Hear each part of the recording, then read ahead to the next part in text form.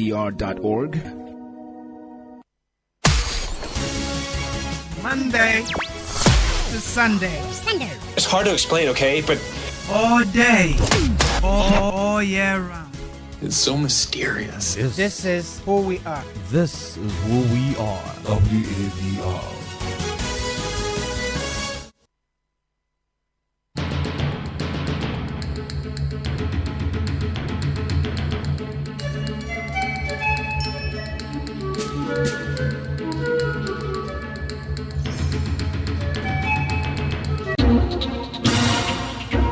WADR. Promoting dialogue.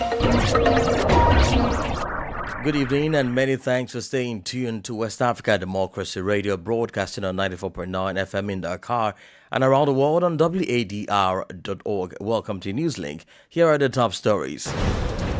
Senegalese Constitutional Council rejects law interpreting the amnesty law. A veteran opposition PDCI calls for a demonstration in courts across the country on Thursday.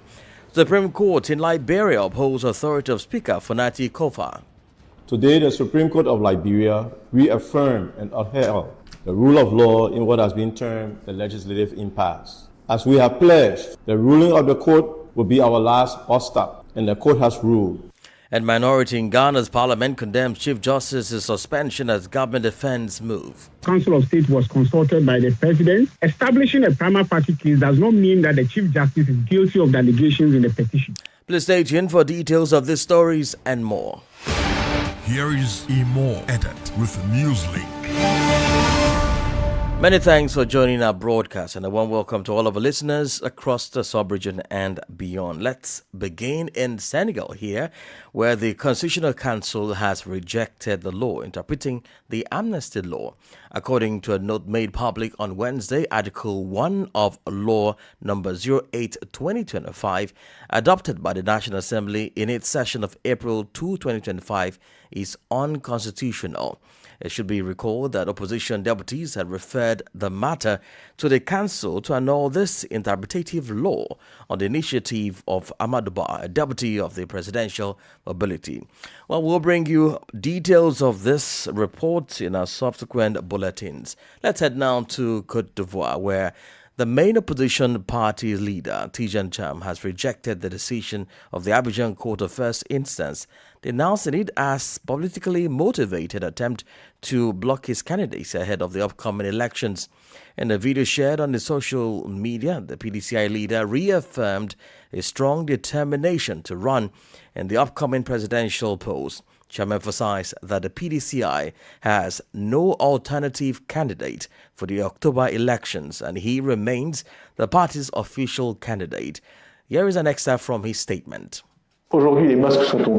Today, the masks have come off because these attacks have failed. And despite everything, I'm still leading the race. The aim was simply to prevent me from running as a candidate. It was members of the ruling party who initiated these unfunded proceedings against me, represented by lawyers from the ruling party and brought before judges appointed by the ruling party. And now, here we are facing this decision tonight.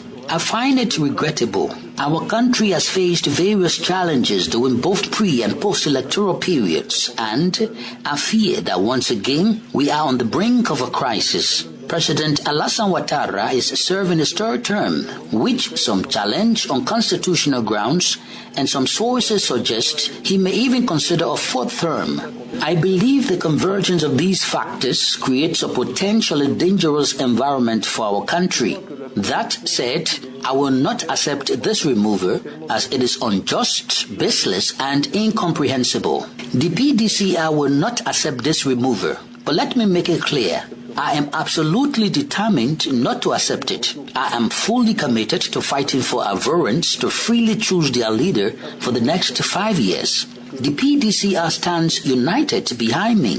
There will be no plan B, no plan C. We are determined to go into the election with the candidate that the PDCI has freely and democratically chosen with 99.5% support in a fully transparent and democratic process. You had there the leader of the Ivorian main opposition party, Tijan Cham. Well, let's stay in Cote d'Ivoire because the political heat there ahead of the October election is not cooling off anytime soon, as a main opposition party, Democratic Party of Cote d'Ivoire, PDCI, has called for demonstrations on Thursday in front of the country's courts. According to the party, this action is a protest against the eviction of its candidate, Tijan Cham, in the October presidential polls. Abdullah Hassan report. Tension in Cote d'Ivoire is running high, with Cham the latest of several prominent figures, including former President Laurent Gbagbo, to have been barred from running. The country's main opposition leader, Tijan Cham, struck off the electoral list in a row over his nationality, told newsmen on Wednesday that his party will not replace him as its candidate in October's presidential election. As for the demonstration, Simon Doho, leader of the Democratic Party of Cote d'Ivoire PDCI, deputies charged the population to march in front of the courthouses across the country. This is the first call for mobilization since the removal of Cham from the electoral list on Tuesday. Cham's supporters have condemned the ruling as political and aimed at barring him from the election, but the ruling party says it was not involved in the decision. On Thursday, the Abidjan court is due to rule in another case linked to his nationality. Other presidential candidates also removed from the race include Gbagbo, president from 2000 until his arrest in 2011, his former right-hand man Charles Blé Goudé, and exiled former prime minister and rebel leader Guillaume Soro, all based on judicial rulings. The ruling rally of Who Fittest for Democracy and Peace, RHDP party, has yet to nominate its candidate for the October race. Abdullah Hassan filed a report. Well, still talking politics, but in Liberia, where the Supreme Court has upheld the authority of Speaker Fonati Kofa, declaring the actions of the self-styled majority bloc as unlawful. This decision follows a disruptive period marked by intense political strife within the legislative body as factions vied for control and questioned the Speaker's legitimacy. The case stemmed from a bill of information filed by Speaker Kofa, who sought the court's intervention amid ongoing challenges to his leadership. In its ruling on Wednesday, Chief Justice Sie Nyene Yu criticized the maneuvers of the majority bloc, reinforcing that their actions demonstrate a blatant disregard for constitutional protocols. The court emphasized that neither the deputy speaker nor other representatives had the authority to preside over legislative sessions while the elected speaker was present, deeming such acts unconstitutional. In response to the verdict, Fonita Kofa expressed relief and underscored the necessity of maintaining constitutional order and legislative integrity. Today, the Supreme Court of Liberia reaffirmed and upheld the rule of law in what has been termed the legislative impasse. As we have pledged, the ruling of the court will be our last bus stop, and the court has ruled, effectively recognizing that our leadership holds the constitutional mandate of the first branch of government, and we welcome that ruling. To our colleagues on the other side, we identify with your just grievances and call on you to join us and end the stalemate at Capitol Hill. Come, let us reason together. In the words of President John F. Kennedy, remembering on both sides that civility is not a sign of weakness and sincerity is always subject to proof. Let us not negotiate out of fear, but let us not fear to negotiate. I will reach out to Deputy Speaker Thomas Falla and Honorable Richard Kuhn so that we establish a joint reconciliation and transitional committee. I am not unmindful that reconciliation and progress may require that I make the ultimate sacrifice, and I am not unwilling to pay that price. But please let us show this nation how democracies are built. May the Almighty God bless the works of our hands and save the Republic. Liberia's House Speaker Fonita Kofa speaking there. More stories coming up on West Africa Democracy Radio. Newslink continues. More stories now. Reports from the African Institute for Development Policy, AFIDEP, has shown a high gender data interest in Senegal. The report, which also revealed that Senegal has progressed in gender parity gaps, noted that funding remains a huge challenge in the country and Africa as a whole. Sankle Janko filed the report. In Senegal, a study was conducted by a researcher from Consortium for Economic and Social Research, CRES, in collaboration with the African Institute for Development Policies, AVIDEP. During a validation workshop which began on Tuesday, the study showed Senegal's interest in gender data. Violet Murungu is a research and policy analyst for African Institute for Development Policy, AVIDEP. So what we found was that there is high interest in gender data in Senegal. There is some production of gender data going on. There's been quite a lot of investments in the past 5 or so years. And so there's some application of gender data in public policies. This, according to her, will greatly assist in the country's development agenda programs. Ms. Murungu further stated the progress Senegal has registered in gender parity gaps. Senegal is doing very well. There are indicators that show that the investments the Senegal government has made in some of these issues to do with women empowerment they're taking root. In Senegal, the average progress scored towards SDGs is 63.4 out of 100 in 2024, placing the country second in West Africa, after Cape Verde, according to reports. Despite this relatively favorable position, persistent challenges remain in the country and Africa as a whole, according to Ms. Murungu. One of the big issues is, of course, culture. The gender roles that are applied to women versus men. Financing is a cross-cutting issue. Global progress in reducing gender inequality has stalled, according to reports. To date, only 68.5% of the gender gap has been closed, with Africa ranking 6th out of the 8 global regions with a score of 68.4%. Key among the validation workshops includes identifying opportunities and to strengthen the governance and use of this data, and to co-create a national program to support capacity building in the field of gender data. Sankuli Janko filed their report. Still in Senegal, security agencies in Dakar have dismantled a network of passport and travel document forgers. According to the Senegalese police, the arrested suspects included 9 individuals who specialize in the falsification of travel documents in the Dakar suburbs. A statement by the police noted that the operation follows the exploitation of operational intelligence reports in a network of passport forgers. The police noted that confiscated equipment includes nail polish remover, thinner, blades, bars, and chalks of various colors, pencils, as well as 2 expired visas detached from the original passport, one for Canada and the other for the Schengen area, a trader's card, an import-export card, and cotton.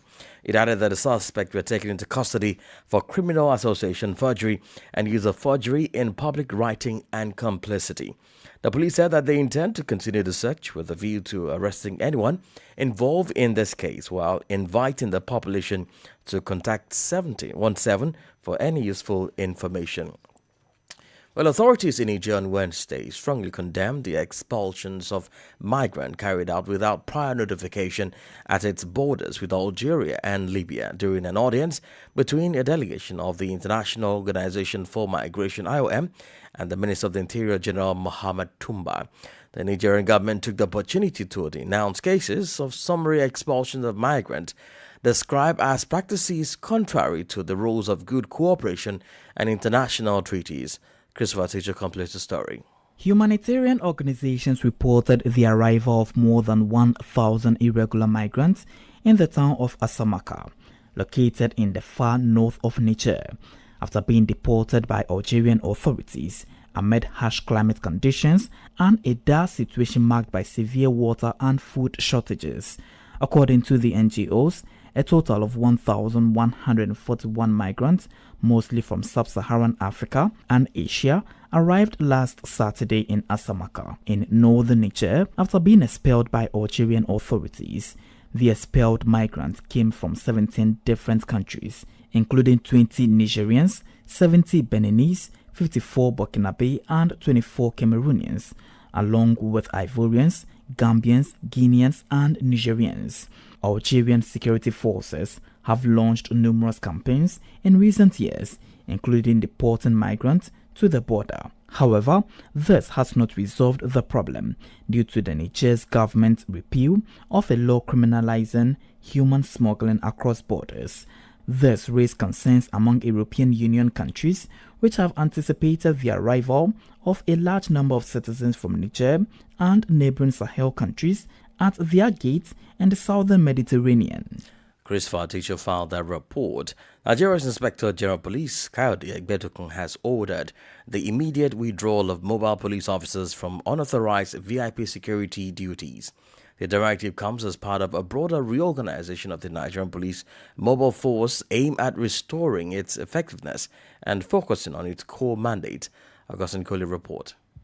In a statement released Tuesday, Nigeria Police spokesperson ACP Olumuyiwa Adejobi said the police chief expressed concern over the misuse of the police mobile force, noting that personnel had increasingly been diverted from their primary security roles to escort and guard assignments for private individuals and politically connected figures. According to the statement, the IGP outlined a set of corrective measures, including the immediate redeployment of PMF officers for non-essential duties, the implementation of quarterly training sessions focusing on ethics and professionalism, and the establishment of fully equipped rapid response units in each quadrum to ensure swift tactical support. Egbetokun emphasized that the police mobile force was originally created as an elite strike unit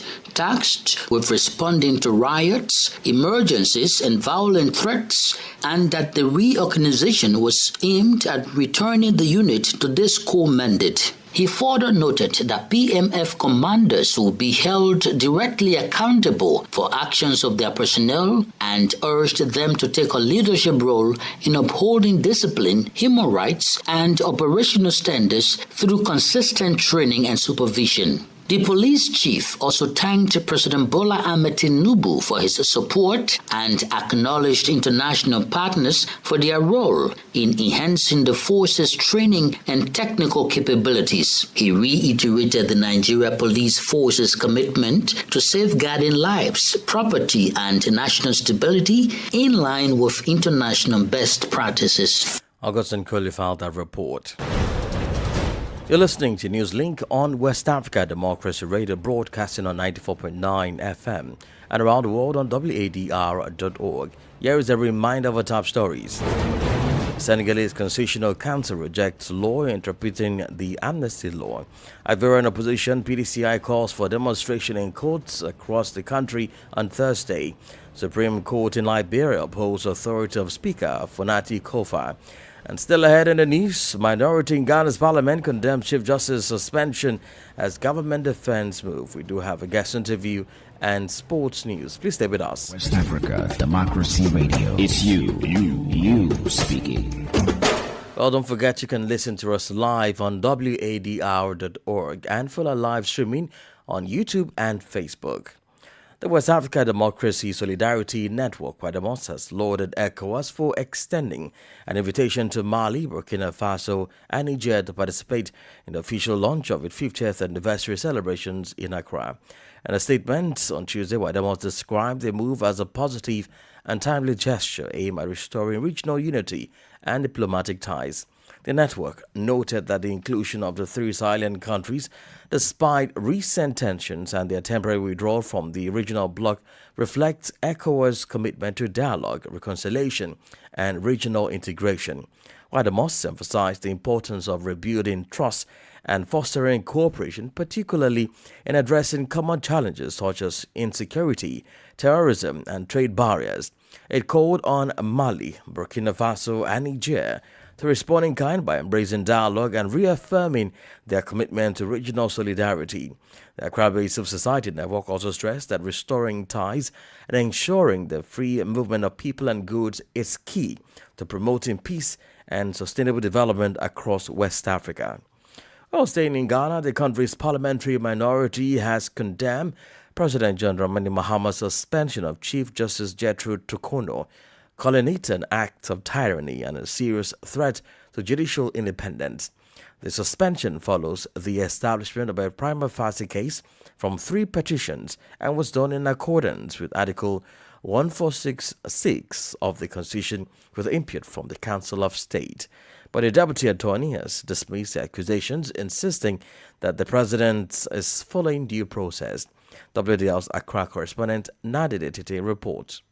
The suspension of the Chief Justice Gertrude Araba Issa-Batokono follows the establishment of a prima facie case against her based on 3 separate petitions. The President's decision, made in consultation with the Council of State, grounded in Article 146, Clause 6 of the 1992 Constitution, has set in motion a formal inquiry led by a 5-member committee. But the minority believes the move is politically motivated. In a press statement released on Tuesday, they alleged that the suspension is part of a calculated effort to intimidate the judiciary and reshape the bench with judges sympathetic to the ruling NDC, pointing to a 2023 speech by President Mahama in Akosombo where he allegedly made such intentions known. They described the action as an intolerable political vendetta and insisted that it violates principles of good governance and constitutional order. The minority is calling for the immediate reinstatement of the Chief Justice and a suspension of all removal proceedings until the Supreme Court rules on the legality of the process. But responding to the accusation of the minority, the Deputy Attorney General Dr. Srimsai rejected the allegations of witch hunt, insisting that due process is being followed by the President. Council of State was consulted by the President. Establishing a prima facie case does not mean that the Chief Justice is guilty of the allegations in the petition. It is only when the committee comes up to either confirm or refute the allegation or to say that the allegations in the petition are confirmed that we can say the Chief Justice is guilty. What has happened is merely a process, give the Chief Justice an opportunity to explain away the allegations in the petition, which I believe the Chief Justice is capable of doing without any fear or any concern. Meanwhile, as the most senior justice on the Supreme Court bench, Justice Paul Bafoboni will act as Chief Justice following the suspension of Justice Gertrude Saki-Tokono. This is in accordance with Article 144, Clause 6 of the 1992 Constitution, which mandates that the most senior judge assumes the role when the Chief Justice is unable to serve. For WDR, Nadide Tete, Accra. Politics, analysis on major news, social matters, and all. This is A Guest. Well, let's continue in that conversation where the parliamentary minority has condemned President John Mahama's suspension of Chief Justice Gertrude Tokono, calling it an act of tyranny and a serious threat to judicial independence. Our guest is Ghanaian political governance analyst Dr. Asa Asante, and he weighs in on the constitutionality of the development amidst opposition concern over political persecution.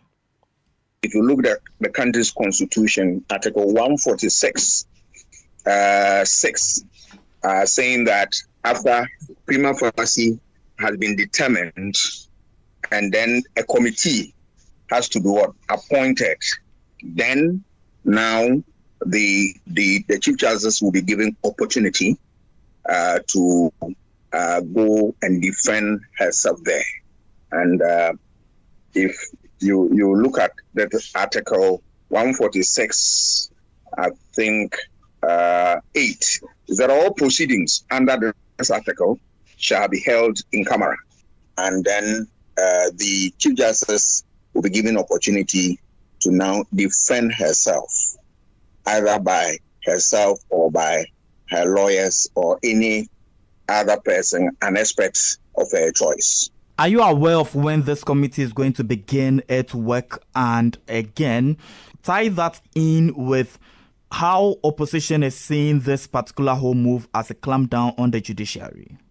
I'm surprised to hear from the opposition the things they are saying, because I'm not a lawyer, but I know as a student of politics that democracy is anchored on rule of law. Rule of law has 2 components: equality before the law and due process. So if any of the processes gets wrong in their view, they are, as lawyers, they know what to do. They should get to the court and seek a redress.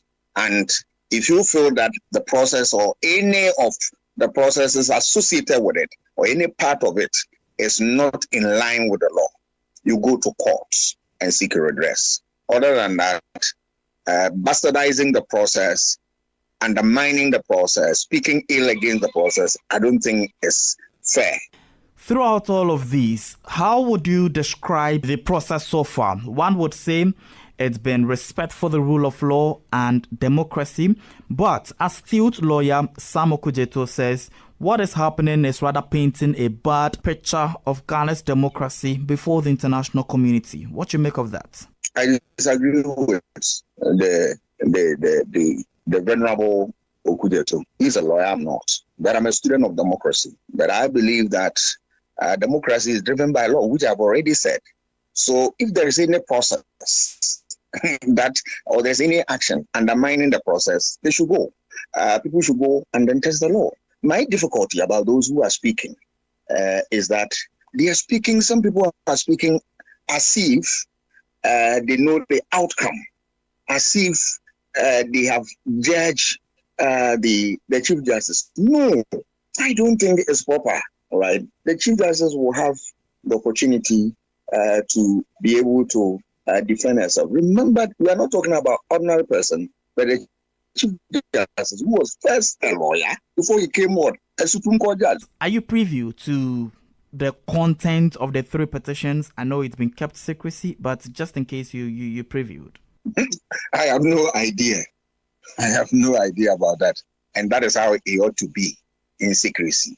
So let us. And that is also my worry about people who are talking as if they are seized with that information. You have no information. You don't know the charges. So on what basis are people talking and talking and talking? Holding all factors constant, should the Chief Justice be found guilty of all of the charges in the petition, hence warranting her removal, what would that mean to the country's judiciary going forward? And in the meantime, who now acts in her instead as the Chief Justice? The first part of your question, with respect, I will not answer, in the sense that I don't know what the outcome will be. I am only waiting for what will come out of the committee. But at the moment, the senior most person in the Supreme Court is the acting Chief Justice. Yes, and that is Justice Bafo-Boni. Through it all, what has this sent to democracy and respect for the rule of law and independence of check and balances in the country and to the sub-region as well? What advice are there? What lessons are there for other West Africans to pick from ongoing happenings in Ghana? What it means for democratic country is that let us continue to have faith in democracy and work to improve it and strengthen its frontiers. That is one. And then let us all address our issues not through the barrel of the gun, but through the lay down rules and regulations. Dr. Asha Asante is a Ghanaian political governance analyst. Well, in Sport Brief, the match between the reigning Basketball African League BAL champion Petro de Luanda of Angola and the Novice Creole Star of Cape Verde will kick off at the Sahara 2025 conference on Saturday at 2:30 p.m. at the Dakar Arena in Diamniadio. Senegal's representative, the Dakar City Sport Association, will face U.S. Monastir of Tunisia at 5:30 p.m. for its first outing in this competition. The Dakar Arena in Diamniadio, located about 30 kilometers from Dakar, will host the BAL Sahara Conference for the 4th time. And we've come to the end of this edition of Newslink on West Africa Democracy Radio, broadcasting from Dakar, Senegal. Thank you for listening. And many thanks to Mauro Juf and Umu Daniogo for the technical support.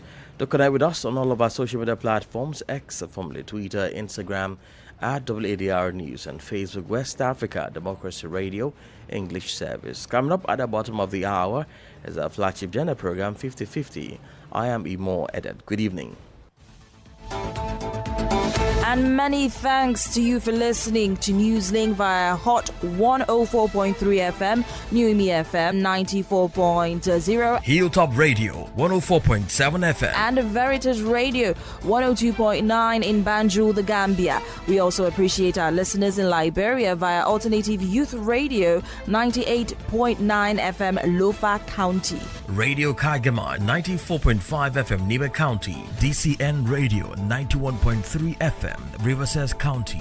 Wakat FM Radio, Baga, Liberia. Radio Gulf FM 91.3 Sierra Leone. For you listening via Radio Pad 95.1 Damango, Savannah region, and on Royals FM 104.7 Wenchi, Ghana, we say a big thank you. Remember, West Africa Democracy Radio is all about you, your views, and your opinions.